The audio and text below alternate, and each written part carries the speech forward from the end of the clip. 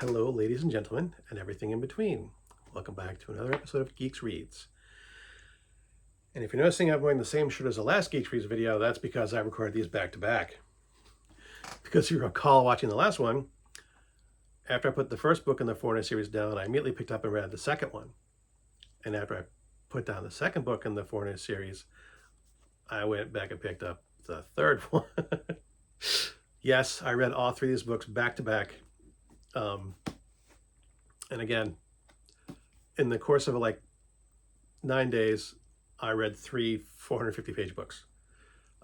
It may have been less than 9 days. I really don't know. I don't remember. I wasn't keeping track. But let's see. I'm probably going to spoil what happened in Inheritor a little bit. Man, having read these back to back and not, I should have done the review of Inheritor before I did the review for Inheritor here. Look, it's still got the bookmark in. So I haven't read any of their books since dropping this one. I needed to let my brain breathe. Even though I just did the review a few minutes ago, I'm trying to think of what I might not have said.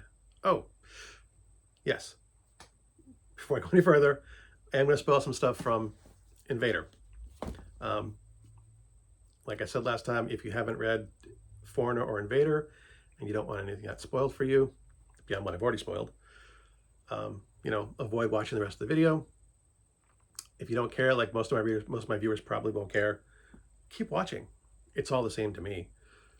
Although if you do pick up these books, I would like some comments because I don't have anyone to talk about these books to as much as I love them. I don't know anyone else who's read them. So please comment. I want someone to talk to. I'm so lonely. I'm just amusing myself here at this point. A little self-flagellation. So, spoilers for Inheritor. I pretty much in the last one, 2 minutes ago from my point of view, Bren was dealing with damage control from the first book, and that is true. We get more personal interactions, more casual interactions between Bren and his Activist staff. He's becoming better at reading them, at doing the mental gymnastics to understand how they think. And he has been lodged in a rival lord's apartments for security purposes in the first book, Data Jenny, because the woman he is secretly having an affair with is the niece of the lord of the Jenny clan. She moves out and moves in with Tabini, and when Bren realizes she's declared for him, she's actually declared herself openly as his lover, and that sends some shockwaves through politics as well. And we get to meet her briefly a couple times in the Inheritor book. I do like her. She's reserved, but she's another strong woman. Most of the women in these books are very, very strong-willed. She is different from the other two. I've mentioned that one of his security detail is Jago. She's the only woman on the security detail. He becomes closer with her, more casual with her. We see, and she's like second in command of his security detail. The senior one, Benici, who I mentioned, Benici is more casual, makes more jokes, at Bren's expense sometimes. So he becomes more casual with his staff. In the apartment that he's living in, he kind of inherits Demiri's household staff, which is all women, which embarrasses him to hell. He finds out that, his superior in the Foreign Office knew that things on the human side were blowing up, slipped him like a secret code into his cast that he doesn't find until he takes the freaking cast off because he doesn't read the directions. that tells him he can take his cast off in a couple days. It was just to keep his arm immobile for like a day for like travel and stuff. Well, he keeps it on for like several days to his pain and discomfort. So there's the politics of that, of Demiri declaring herself as openly as Tabini's lover. Bren also starts translating the communications between Mosferia and the Phoenix, the ship in orbit, the human government and the ship in orbit, for the Ativa. So that's kind of, the human government takes a dim view of that. They view it as treasonous in his behalf, but he sees himself as upholding the treaty. The treaty states that the humans and the Ativa will work in parity, in equality. And some of the factions in Mosferia are trying to cut him out. In this book, Invader, he is also speaking with the Phoenix as well, negotiating on behalf of the Ativa government. The Phoenix agrees to send down 2 other people, one to act as the Paiti for the ship and the Ativa, and the other one to work with the Mospherian government, the human government. All kinds of politics blow up. Some factions are trying, Deanna Hanks is kidnapped. Her security detail is killed. We later find out that after she's kidnapped, she works openly and agreeably with whoever kidnapped her.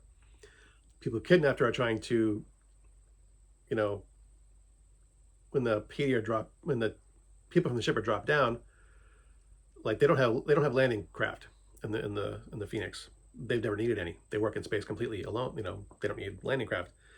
They basically parachute them in a capsule, leftover capsule from when the settlers originally came down. So that they're dropped into like a middle of a firefight because the other Ativa faction are trying to steal those 2 as well, so that way they have full control over negotiations with the ship and the human government of Mosferia. Basically trying to overthrow Tabini and the Western Association. And, the good guys win.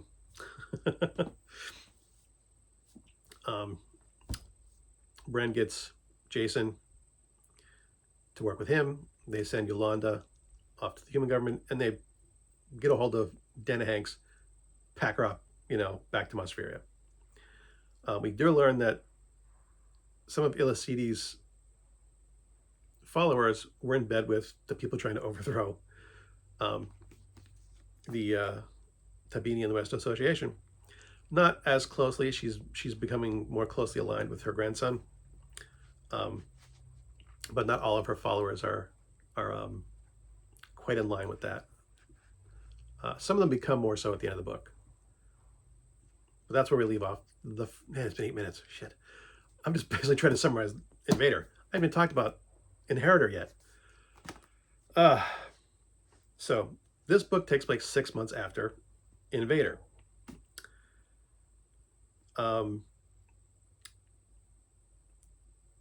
Things are going okay with Jason. He's having a difficulty with the language.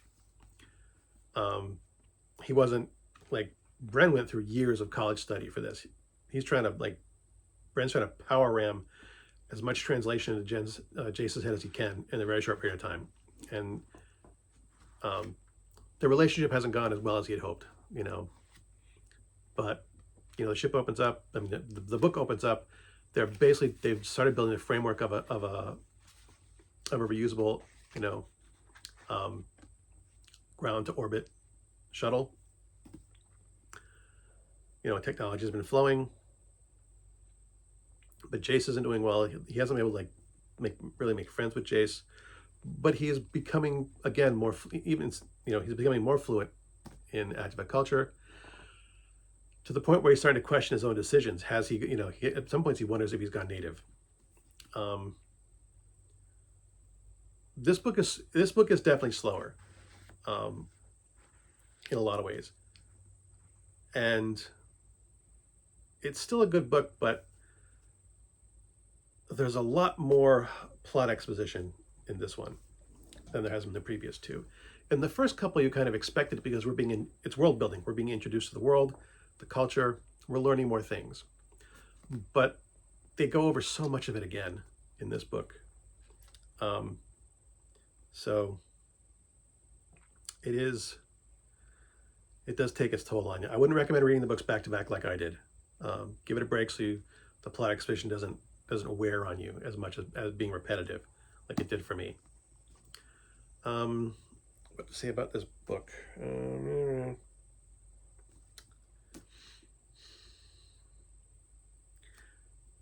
The political intrigue in this book is different than the other two, although there are some similarities. Danny Hanks's political faction who opposed him in Invader still exists. They are causing problems back on the mainland for people. They have enough influence that, like, the police aren't always doing anything to stop the problems they're causing. Things are going fairly well on the mainland in Bren's world, except for his but inability to connect with Jace on anything more than a professional level. He's having a very hard time. He's still working at it, but Bren is also realizing his own limitations. He's not a teacher.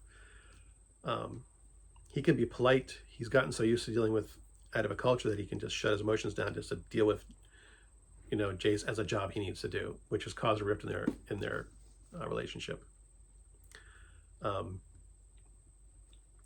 Illicidi is in this book a bit more than in the last one, and again, chef's kiss. She is amazing. She's awesome. She is scandalous. She on a couple of occasions does flirt with Bren. As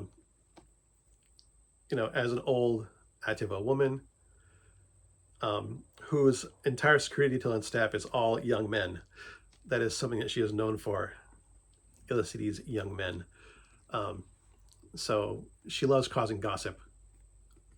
The people who think she's, associating in a certain way with the human. She is irrepressible, and she just does not care what people think. In so much as she demands respect. As long as they respect her or fear her, doesn't matter to her what else they think. She'll do things deliberately to provoke people because she knows she does. She is an old woman because most of her enemies are dead. I love her. I love her to death. I would love to meet with CJ Cherryh just to talk about Illicidi and nothing else.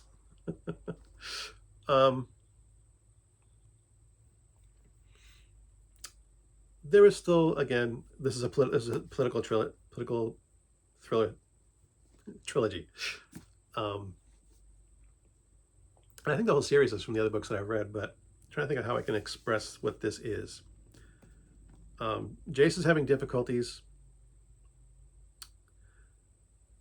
Janet Hanks is causing difficulties. She is doing things she should not be doing. One thing I will give away is she is actually broadcasting radio to the mainland. She's finding Atavite to speak to who want to overthrow Tabini, and she should not be doing that. And no one can, and no one on the human mainland has made any attempts to stop her. So it's causing problems for Tabini, for Illicidi, for Bren, in a remote way to Jace. In some ways too. That's kind of where things stand in this book, though. It's like it's everything's coming. All the stuff from the first two books is really coming to a head here. The politics of the Mospherian government, the politics of the factions wanting to oppose or depose Tabini and his family for running the Atavite government, and some stuff with the ship too. The ship kind of takes a back seat to this. They've just started building their framework, so the shuttle's not going to launch anytime soon. Jace knows the only way to get back to the ship and his family and the life he is more comfortable with is to get that ship built. So he kind of knuckles down as best he can and tries to control his temper as best he can. But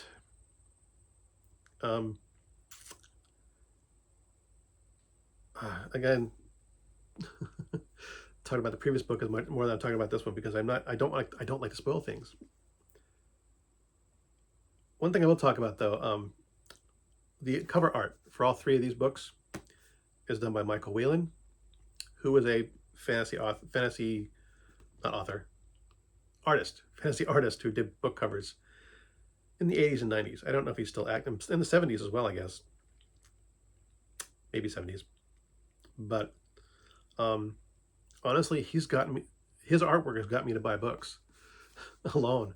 I love Michael Whelan's artwork. I'm not sure why. His artwork's very clean.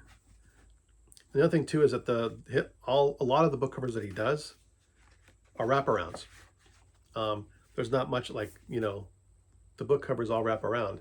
The image in the back is usually fairly blank. All the action's on the front page, but all of his books have wraparound covers, and the back, you've got some, like, the wall continues around the back of Invader to, like, some lilies on the wall, on a ceramic wall somewhere.